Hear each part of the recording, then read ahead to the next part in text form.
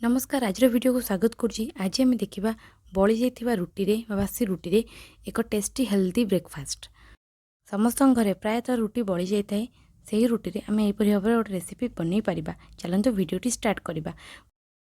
एठी मु व्यवहार करछि 3टी बासी रुटी, जहाँकि गोटे रुटी फास्ट नहीं कि एमती फोल्ड करके छुरी साहाय्य एमती पतला पतला स्लाइस रे ताको काटी देछि। एमती भाव आम सरू सरू करी सब जाक रुटी आम काटिदेबा। एमती सब रुटी की पतला पतला स्लाइस करके भल भाव में काटिदेबा। बेसी मोटा करेंगे ना।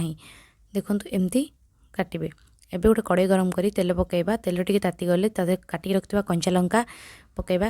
कंचा लंका टिके गरम हो आसिले पियाज काटी रखिथिबा पियाज पकेबा।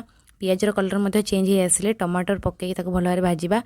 टमाटर हो गला टमाटर मध्य हो गलानी। एबे आमे ता देहरे करी पाउडर, धनिया गुंड, हल्दी गुंड, लंका गुंड, लुण पकई ताको भल भाव में मसला को कषिदेवा। आपन चाहिए मैगी मसला व्यवहार करेंगे। गरम मसला ऐड करेंगे। एबे आदि अल्प टे पानी दे ताको भल भाव में कषिदेवा। मसलाटी भल भाव में कषि होला परे काटिक रखिथिबा बासी रुटी की एथिरे पकई मसला रे भल भाव में ताको गोळेदेबा। जेंति रुटी सबुतक रुटी रे मसलाटी भल भाव में पहुँची पारिबो। छोट छुआ को बासी रुटी खाइबा जमारू पसंद आसेनी। आपण एहीपरि भाव में टेस्टी हेल्दी ब्रेकफास्ट बन कि दिंतु। देखिए छोट छुआ को बासी रुटी बहुत पसंद आसिबो। जदि मो वीडियो भल लगी सब्सक्राइब करने को भूलिबेनि।